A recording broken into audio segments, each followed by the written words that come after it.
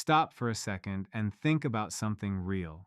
Every time you fill up your gas tank, every time your grocery bill comes out higher than you expected, you are feeling the weight of a system built in 1974. It was put together in secret between the United States and Saudi Arabia. For 50 years, almost nobody in America talked about it. Until now. Right now in 2026, that system is cracking open, and the crack has a very specific shape. It runs straight through the Strait of Hormuz, and it is being filled with Chinese yuan. If you are learning something here, please hit subscribe. I have spent months researching what is coming between 2026 and 2030, and I put it all into an ebook called The Next Global Shift: How to Stay Ahead of Economic Collapse and War, the economies, the conflicts, the moves you need to make. If you want my ebook, link in the description. Let us get into the video. You cannot make sense of today without going back to August of 1971, when Nixon did something that rattled the entire financial world. He ended the gold standard, walked away from it entirely, and told the world the dollar would no longer be convertible to gold. Panic followed, and it was right to feel panic, because if the dollar is not backed by gold, what on earth is backing it? Nixon and his Secretary of State, Henry Kissinger, already had the answer, and the answer was oil.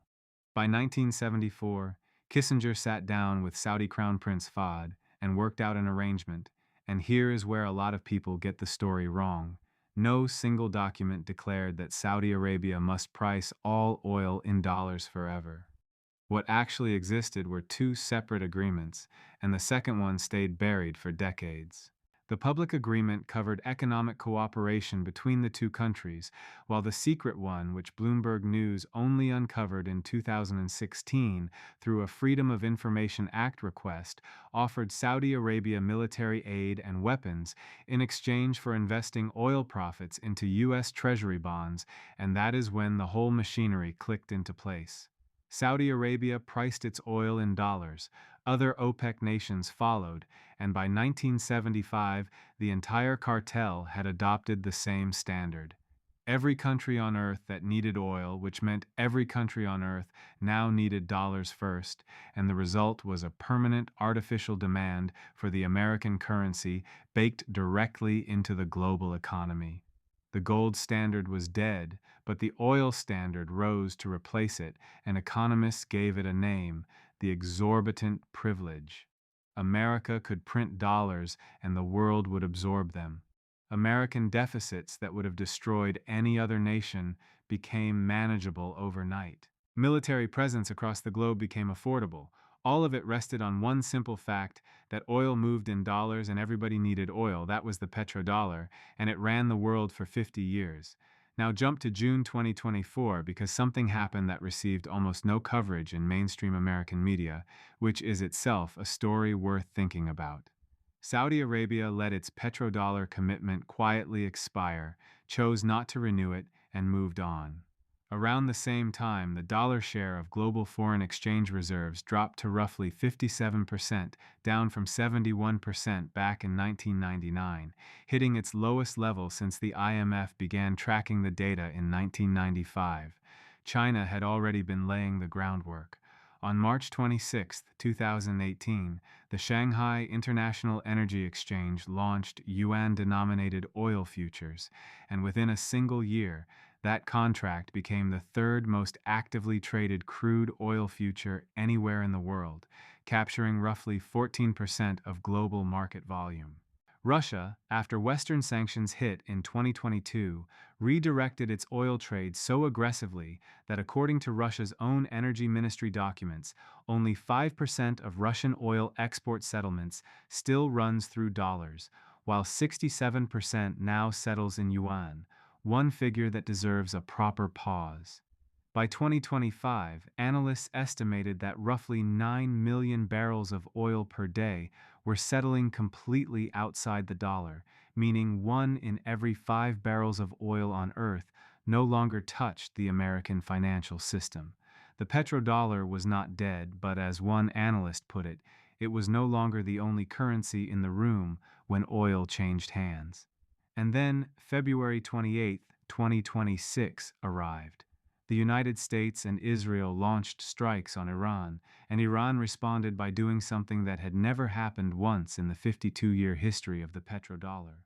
Iran closed the Strait of Hormuz and then turned it into a toll booth with a very specific payment requirement: Chinese yuan or cryptocurrency, but absolutely not dollars. The geography here matters enormously. At its narrowest point, the strait runs only about 33 kilometers wide, narrow enough that you could practically swim the crossing, and yet 20% of the entire world's oil supply moves through that channel. Japan depends on it for 75% of its oil. India pulls 60% of its supply through there. China draws 40%, one narrow passage, and Iran shut it down.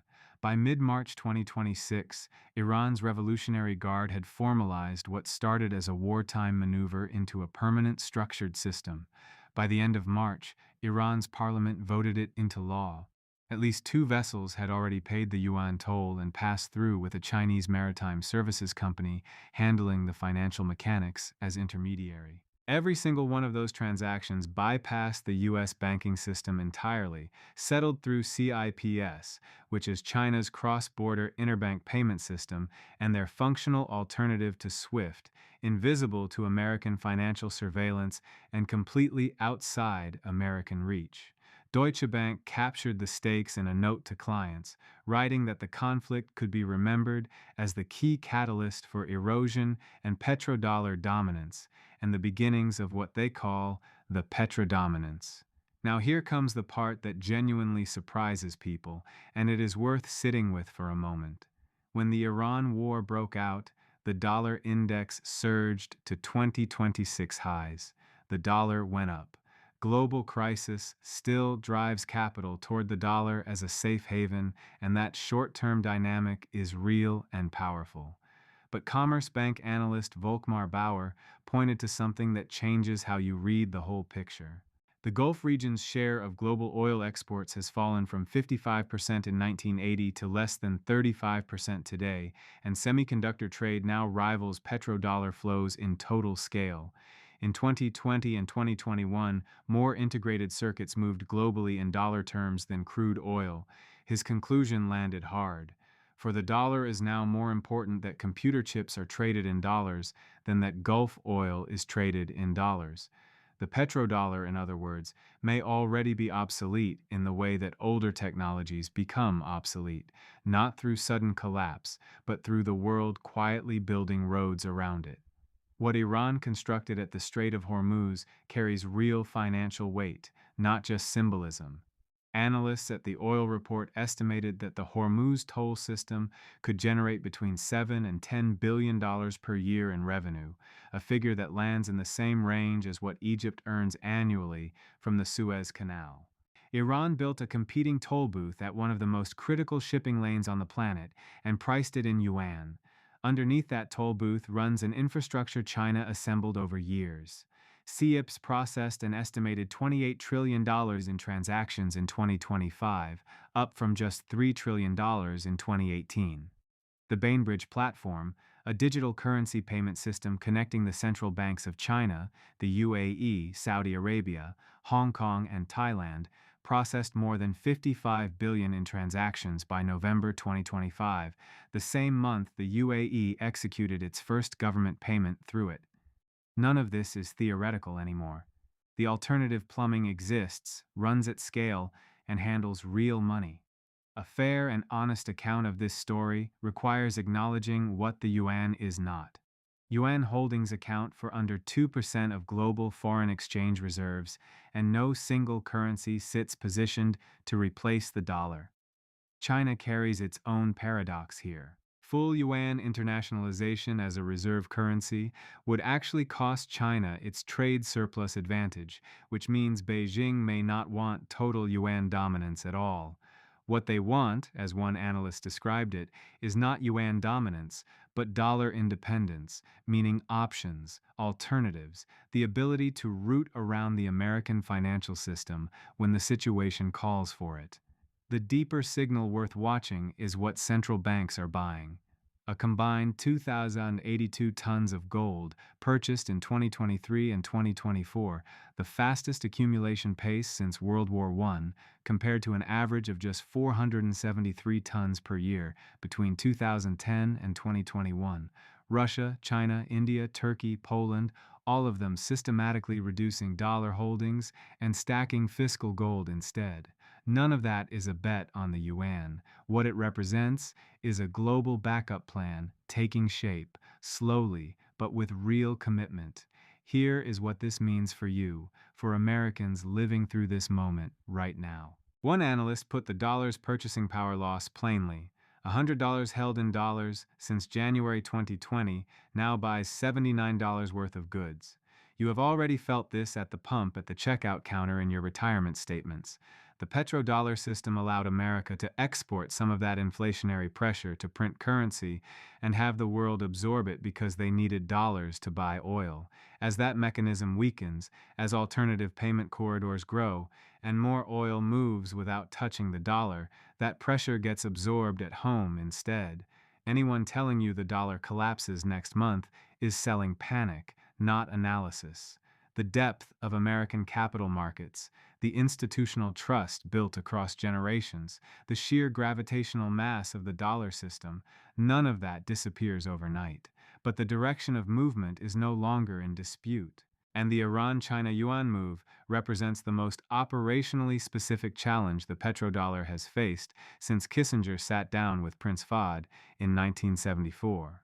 Previous arguments about de-dollarization lived in academic papers and policy conferences. This one has a geographic choke point with ships already paying the toll, a functioning payment rail in yuan, and a parliamentary law backing the whole arrangement. The oil report captured what makes this structurally different from all the arguments that came before it. The petrodollar does not need every barrel priced in dollars to survive. It needs the marginal barrel to have no alternative.